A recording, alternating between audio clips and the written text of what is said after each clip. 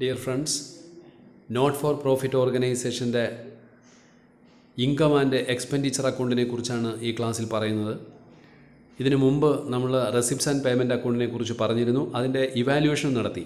അതിനുവേണ്ടി ഒരു പുതിയ ഗ്രൂപ്പ് ഉണ്ടാക്കിയിട്ടുണ്ട്, ടെലിഗ്രാം ഗ്രൂപ്പ്. അതിൽ നിങ്ങൾക്ക് ജോയിൻ ചെയ്താൽ നമുക്ക് ആഴ്ച തോറുമുള്ള ഇവാലുവേഷനകത്ത് പങ്കെടുക്കുവാനും നിങ്ങളുടെ സംശയങ്ങൾ അതിനകത്ത് ചോദിച്ച് ക്ലിയർ ചെയ്യുവാനും കഴിയും. അതിൻ്റെ ലിങ്ക് ഇതിൻ്റെ ഡിസ്ക്രിപ്ഷൻ ബോക്സിൽ കൊടുക്കുന്നുണ്ട്. നിങ്ങൾക്ക് അതിലൂടെ ഇതിനകത്ത് ജോയിൻ ചെയ്ത് നിങ്ങളുടെ അക്കൗണ്ടൻസിയുമായി ബന്ധപ്പെട്ട എന്ത് സംശയങ്ങളും നിങ്ങൾക്ക് ക്ലിയർ ചെയ്യുവാൻ സാധിക്കുന്നതാണ്. ഇവിടെ നമ്മൾ പറയുന്നത് ഇൻകം ആൻഡ് എക്സ്പെൻഡിച്ചർ അക്കൗണ്ടിനെ കുറിച്ചാണ്. വളരെ സിമ്പിളായിട്ടുള്ളതാണ്, നിങ്ങൾക്ക് തനിയെ പഠിക്കാൻ പറ്റുന്നതാണ്.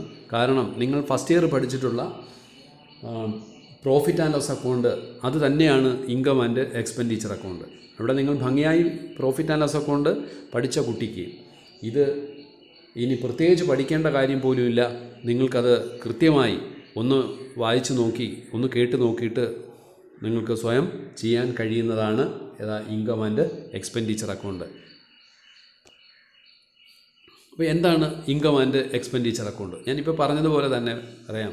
Income and expenditure account is similar to profit and loss account. Profit and loss account പോലെ തന്നെയാണ് ഇൻകം ആൻഡ് എക്സ്പെൻഡിച്ചർ അക്കൗണ്ട്. അതാണല്ലോ ഞാൻ പറഞ്ഞത്. അത് പഠിച്ചവർക്ക് ഇത് ക്ലിയറായി ചെയ്യുവാൻ കഴിയും. ആരുടെയും ഹെൽപ്പില്ലാതെ ചെയ്യുവാൻ കഴിയുന്ന ഒന്നാണ് ഇൻകം ആൻഡ് എക്സ്പെൻഡിച്ചർ അക്കൗണ്ട്. അതായത് first year profit and loss account ക്ലിയറായി പഠിച്ച കുട്ടിക്ക് ജസ്റ്റ് നമുക്കതുകൊണ്ട് ഒന്ന് പറഞ്ഞു പോകാം. Income and expenditure account is a revenue account.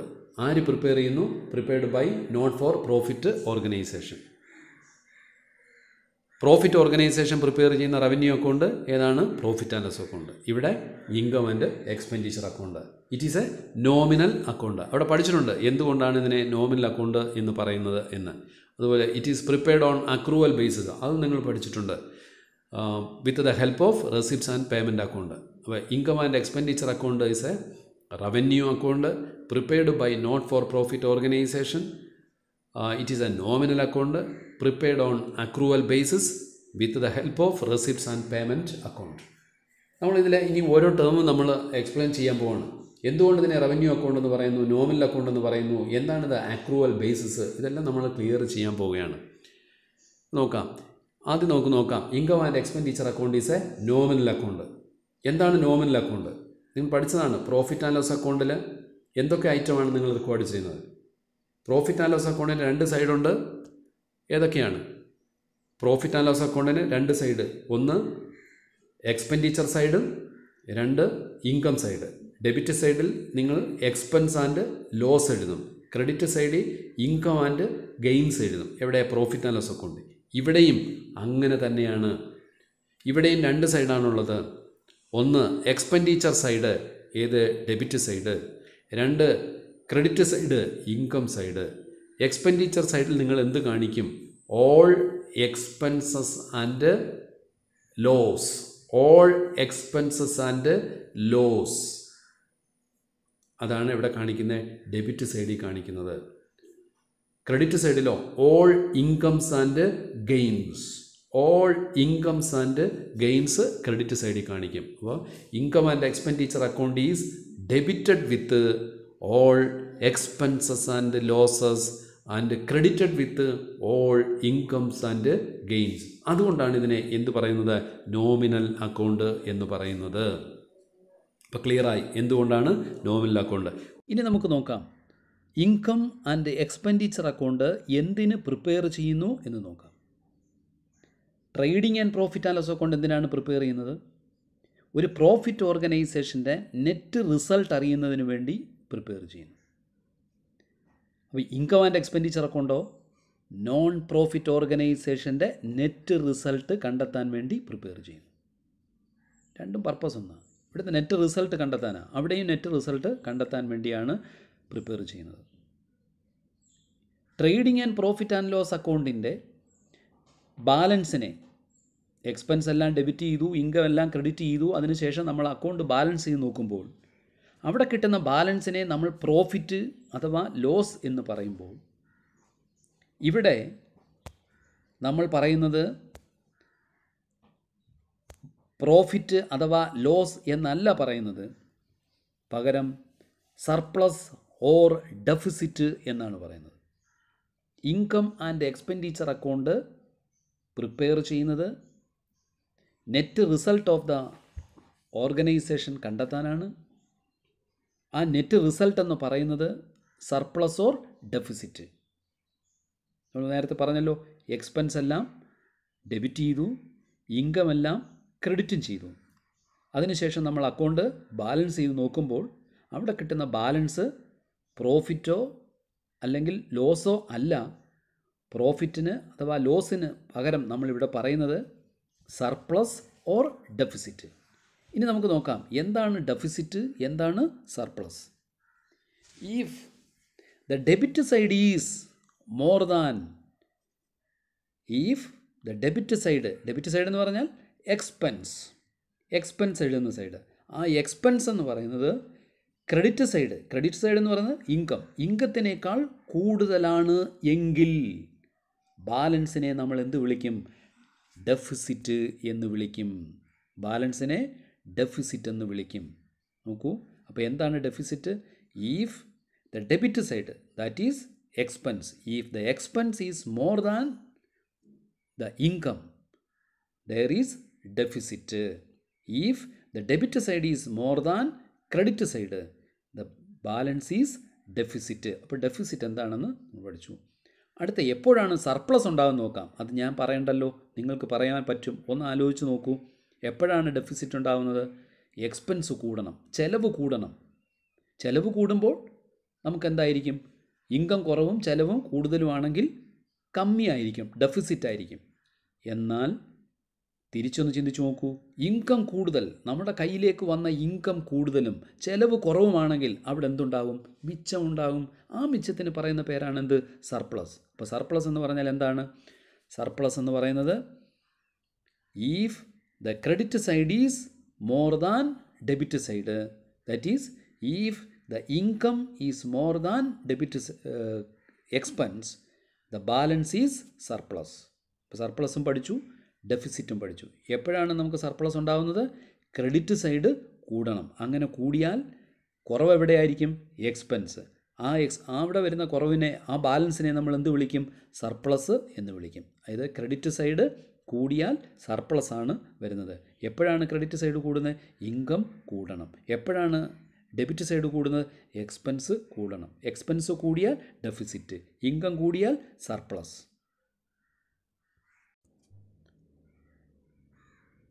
ഇനി സർപ്ലസ് ആണെങ്കിലും ഡെഫിസിറ്റ് ആണെങ്കിലും അത് നമ്മൾ എന്ത് ചെയ്യും? അതും നിങ്ങൾ പഠിച്ചതാ. Trading and profit and loss അക്കൗണ്ടിൽ കിട്ടുന്നത് നെറ്റ് പ്രോഫിറ്റ് അഥവാ നെറ്റ് ലോസ് നിങ്ങൾ എന്താണ് ചെയ്തത്? അത് ക്യാപിറ്റൽ അക്കൗണ്ടിലേക്ക് ട്രാൻസ്ഫർ ചെയ്യും. ഇവിടെ അങ്ങനെയാണ്, ക്യാപിറ്റൽ അല്ല, പകരം ക്യാപിറ്റൽ ഫണ്ട് അതിലേക്ക് ട്രാൻസ്ഫർ ചെയ്യും. അപ്പോൾ സർപ്ലസ് ആണെങ്കിലും ഡെഫിസിറ്റ് ആണെങ്കിലും എവിടേക്ക് ട്രാൻസ്ഫർ ചെയ്യും? ക്യാപിറ്റൽ ഫണ്ടിലേക്ക് ട്രാൻസ്ഫർ ചെയ്യും. അത് നമ്മൾ കുറച്ചുകൂടി വ്യക്തമാക്കുന്നുണ്ട്. അപ്പം ഇത്രയും കാര്യം നമ്മൾ പഠിച്ചു കഴിഞ്ഞു. ഒന്ന്, റെസിപ്റ്റ്സ് ആൻഡ് പേയ്മെൻറ്റ് അക്കൗണ്ട് എന്താണ്, റവന്യൂ അക്കൗണ്ട് ക്ലിയർ ചെയ്തു. ഇതാരാണ് പ്രിപ്പയർ ചെയ്യുന്നത്? നോൺ ട്രേഡിംഗ് കൺസേൺ പ്രിപ്പയർ ചെയ്യുന്നു. എന്തൊരു അക്കൗണ്ടാണിത്? നോമിനൽ അക്കൗണ്ടാണ്. അതെന്തുകൊണ്ടാണെന്ന് പറഞ്ഞു കഴിഞ്ഞു. ഇനി എന്തിനു വേണ്ടിയാണ് പ്രിപ്പയർ ചെയ്യുന്നതെന്ന് പറഞ്ഞു. സർപ്ലസ് ഓർ ഡെഫിസിറ്റ് കണ്ടെത്താനാണ്. അതിൽ സർപ്ലസ് എന്താണ്, ഡെഫിസിറ്റ് എന്താണെന്ന് ക്ലിയർ ചെയ്തു. സർപ്ലസ് ആണെങ്കിലും ഡെഫിസിറ്റ് ആണെങ്കിലും എന്ത് ചെയ്യുമെന്നും പറഞ്ഞു. എങ്ങോട്ട് മാറ്റും? ക്യാപിറ്റൽ ഫണ്ടിലേക്ക് മാറ്റും.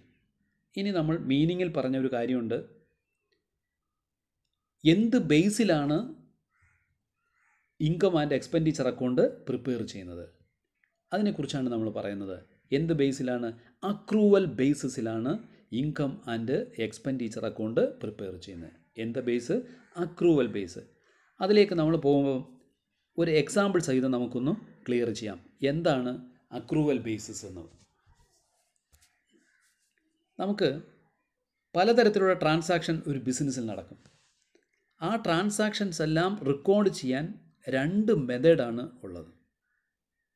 ട്രാൻസാക്ഷൻസ് റെക്കോർഡ് ചെയ്യുന്ന രണ്ട് ബേസിലാണ് റെക്കോർഡ് ചെയ്യുന്നത്. എന്താണ് ആ ബേസ്? നമുക്ക് നോക്കാം. ഒന്ന് ക്യാഷ് ബേസിസ്, രണ്ട് അക്രൂവൽ ബേസിസ്. സിമ്പിളാണ്, ഒന്നുമില്ല. ഈ കേട്ട് നമ്മൾ അധികം ചിന്തിക്കാനൊന്നുമില്ല. വളരെ സിമ്പിളായിട്ടുള്ള കാര്യം. അതായത് on the basis of timing of recording. ഒരു ട്രാൻസാക്ഷൻ നടന്ന് അത് റെക്കോർഡ് ചെയ്യുന്നതിൻ്റെ അടിസ്ഥാനത്തിൽ നമ്മൾ റെക്കോർഡ് ചെയ്യാൻ 2 മെത്തേഡാണുള്ളത്, ക്യാഷ് ബേസിസും അക്രൂവൽ ബേസിസും. എന്താണ് ക്യാഷ് ബേസ്? പേര് സൂചിപ്പിക്കുന്നത് പോലെ തന്നെ ക്യാഷ് ബേസിസ്. ക്യാഷ് കിട്ടിയാൽ, ക്യാഷ് കൊടുത്താൽ നമ്മളെന്ത് ചെയ്യും? ട്രാൻസാക്ഷൻ റെക്കോർഡ് ചെയ്യും. നോക്കൂ, a transaction is recorded when cash is received and paid. That is money is exchanged. Money exchange ചെയ്യണം, പണം കൈമാറ്റം ചെയ്യണം, ഫണ്ട് കൈമാറ്റം ചെയ്യണം. അങ്ങനെ ഫണ്ട് കൈമാറ്റം ചെയ്യപ്പെട്ടാൽ മാത്രം റെക്കോർഡ് ചെയ്യുന്ന, ആ സമയത്ത് മാത്രം അങ്ങനെയുള്ള ട്രാൻസാക്ഷൻസ് മാത്രം റെക്കോർഡ് ചെയ്യുന്നതാണ് cash basis of accounting. Cash കൊടുത്താൽ റെക്കോർഡ് ചെയ്യും, ക്യാഷ് കിട്ടിയാൽ റെക്കോർഡ് ചെയ്യും. അതാണ് ക്യാഷ് ബേസിസ് ഓഫ് അക്കൗണ്ടിങ്.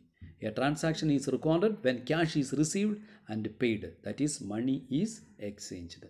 അങ്ങനെയാണെങ്കിൽ അക്രൂവൽ ബേസിസ് ഓഫ് അക്കൗണ്ടിങ്ങോ ജസ്റ്റ് ഇതിൻ്റെ ഓപ്പോസിറ്റ് നോക്കാം. A transaction is recorded when revenue is due or earned and expenses are recorded when they are due. That is actual receipt and payment date is not considered. എന്ന് പൈസ കൊടുത്തു, എപ്പോൾ കൊടുത്തു, അല്ലെങ്കിൽ എപ്പോൾ കിട്ടി, അതിവിടെ പ്രശ്നമേ അല്ല. അത് നമ്മൾ നോക്കാറേ ഇല്ല. അതാണ് അക്രൂവൽ ബേസിസ് ഓഫ് അക്കൗണ്ടിങ് എന്ന് പറയുന്നത്. ടൈം ഇവിടെ വിഷയമല്ല. പിന്നെ എപ്പോഴാണ് റവന്യൂ ഡ്യൂ ആയോ, എക്സ്പെൻസ് ഡ്യൂ ആയോ, ടൈം ആയോ, അതാണ് നോക്കുന്നത്. ടൈം, പേയ്മെൻറ്റ് നടന്നോ, റെസിപ്റ്റ് നടന്നോ എന്നുള്ളതല്ല വിഷയം. പിന്നെയോ അതിൻ്റെ സമയമായിട്ടുണ്ടോ, അതിൻ്റെ അടിസ്ഥാനത്തിൽ റെക്കോർഡ് ചെയ്യുന്നതാണ് എന്ത്? Accrual basis of accounting. നമുക്കൊരു എക്സാമ്പിൾ വെച്ച് നോക്കാം.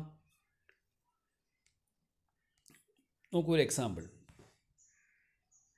ഒരു കമ്പനി, നമ്മളൊരു കമ്പനി നടത്തുവന്നിരിക്കട്ടെ, ഒരു വ്യാപാര സ്ഥാപനം നടത്തുന്നു.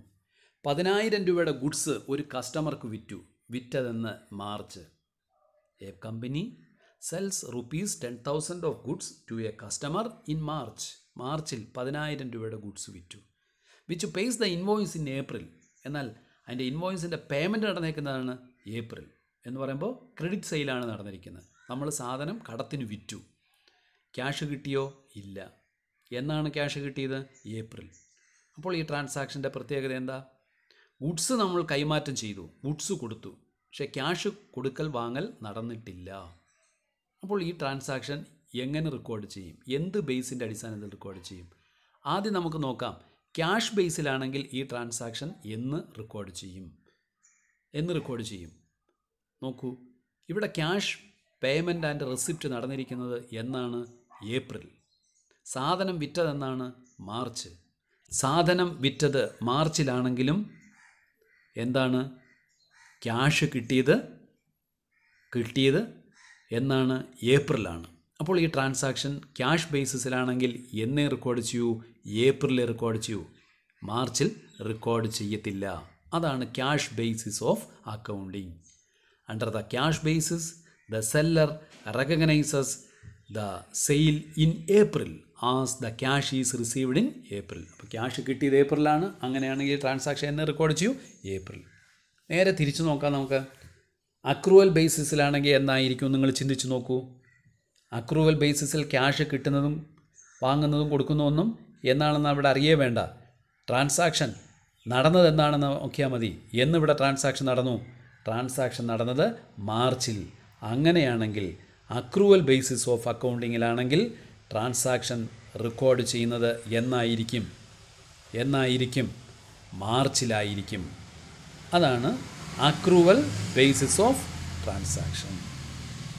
Under the accrual basis, the seller recognizes the sale in March because the invoice is issued in March.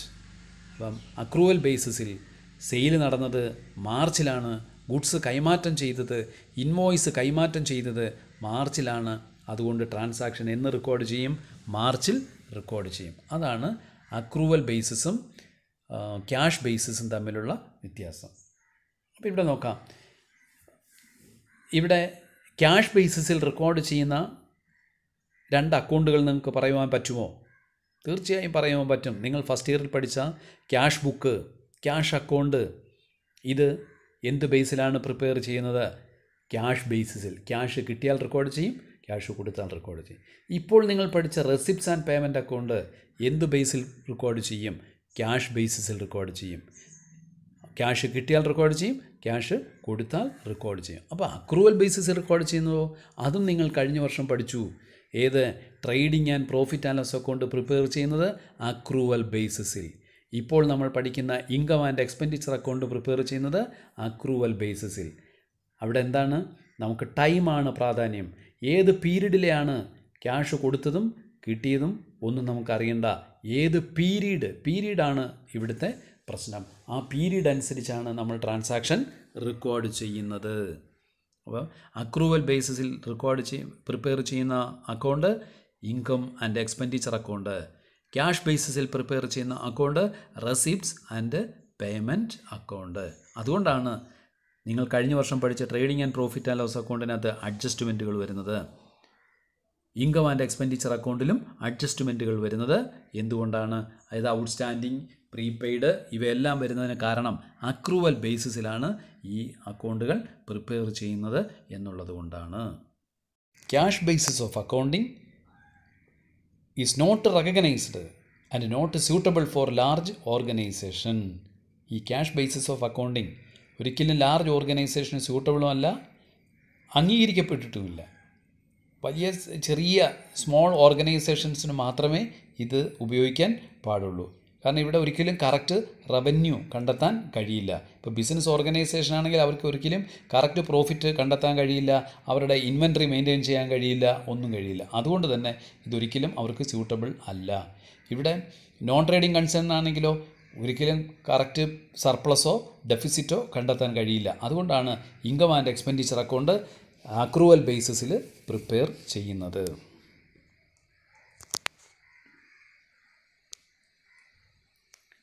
ഇനി നമുക്ക് റെസിപ്റ്റ്സ് ആൻഡ് പേയ്മെൻറ്റ് അക്കൗണ്ടും ഇൻകം ആൻഡ് എക്സ്പെൻഡിച്ചർ അക്കൗണ്ടും തമ്മിലുള്ള ചില വ്യത്യാസങ്ങളൊന്ന് പരിശോധിക്കാം.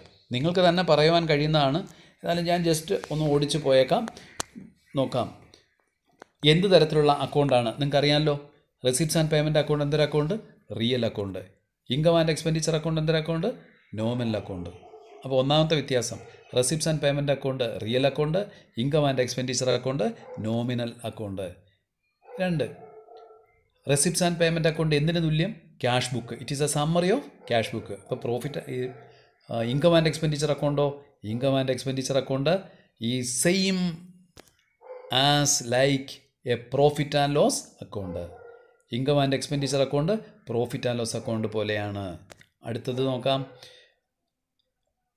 റെസിപ്റ്റ്സ് ആൻഡ് പേയ്മെൻറ്റ് അക്കൗണ്ടിൽ all receipts and payment record ചെയ്യും, അല്ലേ? യാതൊരു ക്ലാസിഫിക്കേഷനും ഇല്ല. എല്ലാ റെസിപ്റ്റും എല്ലാ പേയ്മെൻറ്റും റെക്കോർഡ് ചെയ്യും. എന്നാൽ ഇൻകം ആൻഡ് എക്സ്പെൻഡിച്ചർ അക്കൗണ്ടിലോ ഉള്ളി റവന്യൂ റെസിപ്റ്റ് ആൻഡ് പേയ്മെൻറ്റ്. ഓർത്ത് വെച്ചോളൂ, ഉള്ളി റവന്യൂ റെസിപ്റ്റ് ആൻഡ് പേയ്മെൻറ്റ്സ് മാത്രം റെക്കോർഡ് ചെയ്യുന്നതാണ് ഇൻകം ആൻഡ് എക്സ്പെൻഡിച്ചർ അക്കൗണ്ട്. അത് നമ്മൾ അടുത്ത ഇതിൽ ക്ലിയർ ചെയ്യും.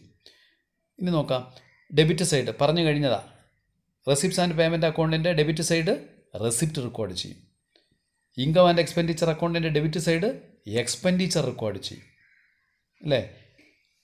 റെസിപ്റ്റ് ആൻഡ് പേയ്മെൻറ്റ് അക്കൗണ്ടിൽ debit side receipt, income and expenditure അക്കൗണ്ടിൻ്റെ ഡെബിറ്റ് സൈഡ് പേയ്മെൻറ്റ്. അടുത്തതോ ക്രെഡിറ്റ് സൈഡ് എന്താണ്? റെസിപ്റ്റ്സ് ആൻഡ് പേയ്മെൻറ്റ് അക്കൗണ്ടിൻ്റെ credit side payment side. Income and expenditure അക്കൗണ്ടിൻ്റെ ക്രെഡിറ്റ് സൈഡ് എന്താണ്? Income side. അപ്പോൾ നേരെ തിരിച്ചാണ് വരുന്നത്, അല്ലേ? ഒരിടത്ത് പേയ്മെൻറ്റ്, അതായത് റെസിപ്റ്റ്സ് ആൻഡ് പേയ്മെൻറ്റ് അക്കൗണ്ടിൻ്റെ ക്രെഡിറ്റ് സൈഡിൽ പേയ്മെൻറ്റ് എഴുതുമ്പോൾ ഇവിടെ ഇൻകം ആൻഡ് എക്സ്പെൻഡിച്ചർ അക്കൗണ്ടിൻ്റെ ക്രെഡിറ്റ് സൈഡിൽ എന്താണ്? ഇൻകം. അവിടെയാണ് ഇൻകം എഴുതുന്നത്. ഇനി റെസിപ്റ്റ്സ് ആൻഡ് പേയ്മെൻറ്റ് അക്കൗണ്ട് ആരംഭിക്കുന്നത് എന്ത് വെച്ചിട്ടാണ്? Started with opening balance. Income and expenditure അക്കൗണ്ടിലോ നോ ഓപ്പണിംഗ് ബാലൻസ്. നിങ്ങൾ പ്രോഫിറ്റ് ആൻഡ് ലോസ് അക്കൗണ്ട് പഠിച്ചിട്ടില്ലേ? അവിടെ ഓപ്പണിംഗ് ബാലൻസ് ഉണ്ടോ? ഇല്ല. ഇനി റെസിപ്റ്റ്സ് ആൻഡ് പേയ്മെൻറ്റ് അക്കൗണ്ടിൽ ട്രാൻസാക്ഷൻ റെക്കോർഡ് ചെയ്യുന്നതിൻ്റെ ബേസ് നമ്മൾ കുറച്ച് മുന്നേ പറഞ്ഞതാണ്, ക്യാഷ് ബേസിസ്. പീരീഡ് പ്രശ്നമല്ല. ഇൻകം ആൻഡ് എക്സ്പെൻഡിച്ചർ അക്കൗണ്ടോ accrual basis. only current period transactions are records. അടുത്ത് നോക്കാം, എങ്ങനെയുള്ള ട്രാൻസാക്ഷൻസ് ആണ് ഇവിടെ റെക്കോർഡ് ചെയ്യുന്നത്. റെസിപ്റ്റ്സ് ആൻഡ് പേയ്മെൻറ്റ് അക്കൗണ്ടിൽ നമ്മൾ ഫീച്ചറിനകത്ത് പറഞ്ഞിരുന്നു, it includes only cash and bank transaction. Fund movement ഉള്ള ട്രാൻസാക്ഷൻസ് മാത്രമേ റെക്കോർഡ് ചെയ്യൂ. നോൺ ക്യാഷ് ട്രാൻസാക്ഷൻസ് റെക്കോർഡ് ചെയ്യാറില്ല. ഡിപ്രീസിയേഷൻ, ഔട്ട്സ്റ്റാൻഡിങ് എക്സ്പെൻസ് ഇതൊന്നും റെക്കോർഡ് ചെയ്യാറില്ല. എന്നാൽ ഇൻകം ആൻഡ് എക്സ്പെൻഡിച്ചർ അക്കൗണ്ടിലോ ക്യാഷ് ട്രാൻസാക്ഷനും നോൺ ക്യാഷ് ഐറ്റംസും, depreciation, outstanding expense, outstanding income, ഇങ്ങനെയുള്ള ഒരുപാട് ഐറ്റംസും കൂടി ഉൾപ്പെടുത്തിക്കൊണ്ടാണ് income and expenditure account prepare ചെയ്യുന്നത്. കാരണം എന്താ, അക്രൂവൽ ബേസിസിലാണ് ഈ അക്കൗണ്ട് പ്രിപ്പയർ ചെയ്യുന്നത്. ഇനി closing balance. Receipts and payment അക്കൗണ്ടിൻ്റെ ക്ലോസിംഗ് ബാലൻസിനെ എന്താണ് പറയുന്നത്, ക്യാഷ് ഓർ ബാങ്ക് ബാലൻസ്. അതുകൊണ്ടാണല്ലോ receipts and payment account prepare ചെയ്യുന്നത് ക്യാഷ് ഓർ ബാങ്ക് ബാലൻസ് കണ്ടെത്താനാണ്. അതുകൊണ്ടാണ് ഇത് റിയൽ അക്കൗണ്ട് ആവുന്നത്. ഇൻകം ആൻഡ് എക്സ്പെൻഡിച്ചർ അക്കൗണ്ടോ പ്രിപ്പയർ ചെയ്യുന്നത് എന്തിനു വേണ്ടിയാണ്, സർപ്ലസ് ഓർ ഡെഫിസിറ്റ്. അപ്പോൾ ഇൻകം ആൻഡ് എക്സ്പെൻഡിച്ചർ അക്കൗണ്ടിൻ്റെ ക്ലോസിംഗ് ബാലൻസ് എന്ന് പറയുന്നത് ഒന്നുകിൽ സർപ്ലസ് അല്ലെങ്കിൽ ഡെഫിസിറ്റ്. അത് സർപ്ലസ് എന്താണ്, ഡെഫിസിറ്റ് എന്താണ് എന്നൊക്കെ നമ്മൾ വ്യക്തമാക്കി കഴിഞ്ഞു. അപ്പോൾ നിങ്ങൾ ഈ ഇൻകം ആൻഡ് എക്സ്പെൻഡിച്ചർ അക്കൗണ്ടിൻ്റെ ഈ പറഞ്ഞ 9 ഡിഫറൻസ് നമ്മൾ പറഞ്ഞു. ആ ഇൻകം ആൻഡ് എക്സ്പെൻഡിച്ചർ അക്കൗണ്ടിൻ്റെ ഈ 9 പോയിൻ്റ് എഴുതുമ്പോൾ അതിൻ്റെ ഫീച്ചറുമായി ആ ഡിഫറൻസും നിങ്ങൾക്കായി. ഫീച്ചർ പ്രത്യേകിച്ച് പഠിക്കേണ്ട കാര്യമില്ല, ഈ ഫീച്ചർ തന്നെയാണ് നമ്മൾ ഡിഫറൻസിൽ സൂചിപ്പിച്ചിരിക്കുന്നത്. അതിനുശേഷം നമ്മൾ അടുത്ത വീഡിയോയിൽ പരിചയപ്പെടുത്തും എന്താണ് റവന്യൂ ഐറ്റംസ്, എന്താണ് ക്യാപിറ്റൽ ഐറ്റംസ്. പ്രത്യേകം ശ്രദ്ധിക്കേണ്ട കുറേ ഐറ്റംസ് നമ്മൾ അടുത്ത വീഡിയോയിൽ ഇത് ചെയ്യുന്നു. അതിനു മുമ്പ് നിങ്ങളിത് കേൾക്കുക. നമ്മൾ ഈ ശനിയാഴ്ച തന്നെ ഇതിൻ്റെ ഒരു റിവ്യൂ നടത്തും, ഇവാലുവേഷൻ നടത്തും. അതിന് നിങ്ങൾ ടെലിഗ്രാം ഗ്രൂപ്പിൽ ജോയിൻ ചെയ്യുക. ടെലിഗ്രാം ഗ്രൂപ്പിൻ്റെ ലിങ്ക് ഈ ഡിസ്ക്രിപ്ഷനോടൊപ്പം ആഡ് ചെയ്യുന്നുണ്ട്. അതുവഴി നിങ്ങൾ ജോയിൻ ചെയ്താൽ ശനിയാഴ്ച 7 മണിക്ക്, ഈ വരുന്ന ശനിയാഴ്ച 7 മണിക്ക് നടക്കുന്ന ഇവാലുവേഷനകത്ത് നിങ്ങൾക്ക് പങ്കെടുക്കാം. അതിനു മുമ്പ് ഇതെല്ലാം പലതവണ കേൾക്കുകയും ക്ലിയർ ചെയ്യുകയും ചെയ്യാം. Okay, thank you.